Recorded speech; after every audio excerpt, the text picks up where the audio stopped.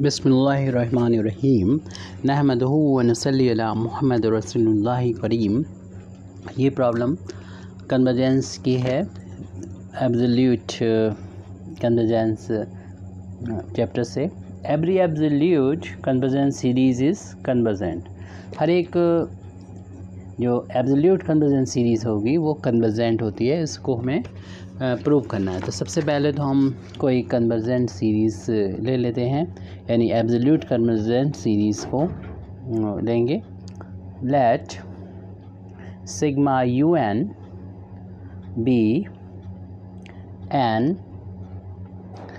Absolutely convergent series.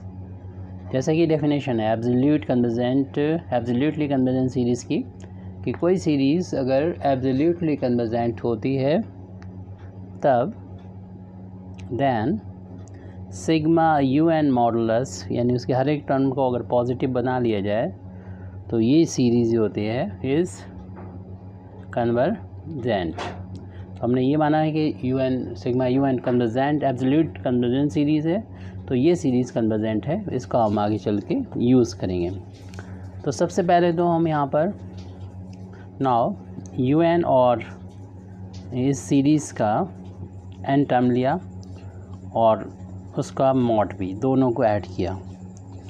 तो हम लोग जानते हैं ये वैल्यू जो होगी या तो 2un के इक्वल होगी या 0 के इक्वल होगी। ये अकॉर्डिंग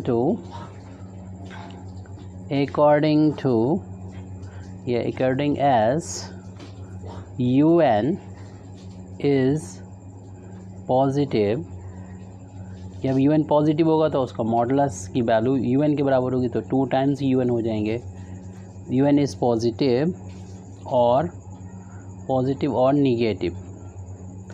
और अगर ये un निगेटिव होगा तब इसका मॉडुलस माइनस में आएगा और ये माइनस प्लस वैल्यू 0 के इक्वल हो जाएगी। तो हम यहाँ से कह सकते हैं देयरफॉर every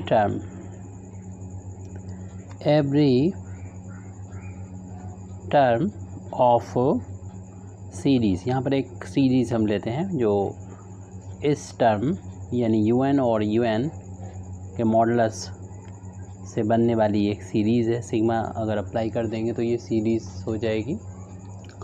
ये सीरीज़ इज़ ग्रेटर देन और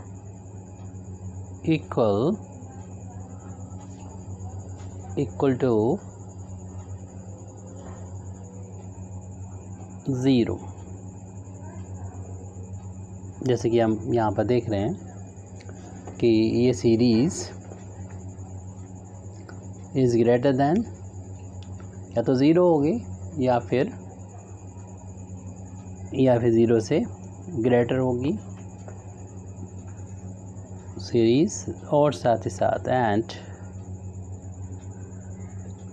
यानी यहाँ पर हमने लिखा है एवरी टर्म, यानी इसका जो हर एक टर्म होगा इस सीरीज़ का या तो वो 0 होगा या तो 0 से ग्रेटर होगा, और साथ ही साथ वो होगा एंड इज़ लेस देन, वो छोटा होगा, less then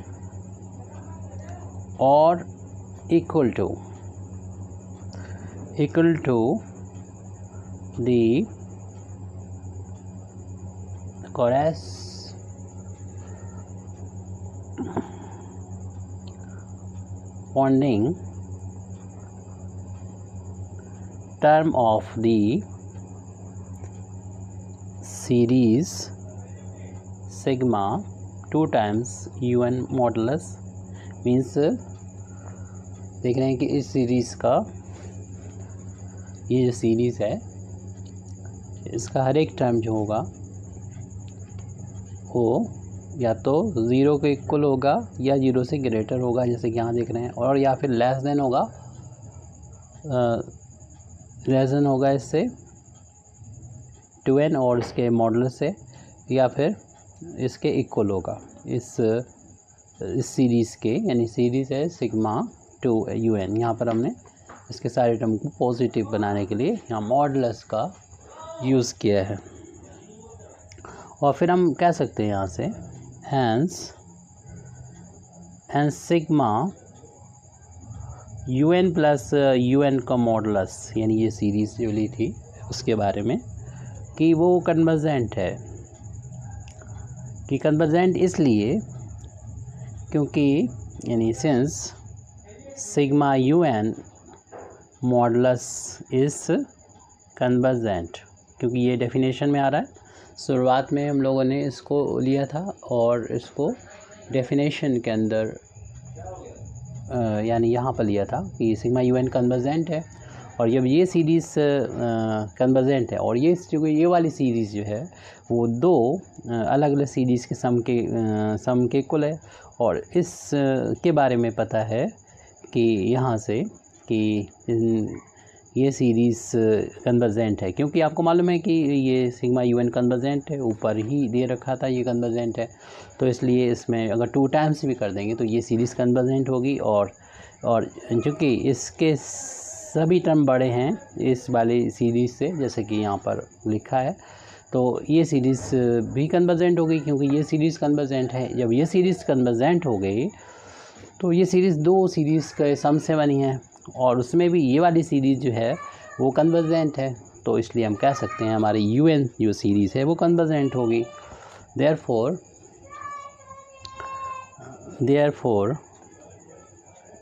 sigma un is also convergent. और हमको यही प्रूव करना था कि ये सीरीज़ जो होगी, यानी जो कि एब्सोल्युटली कन्वर्जेंट सीरीज़ है, वो कन्वर्जेंट होती है।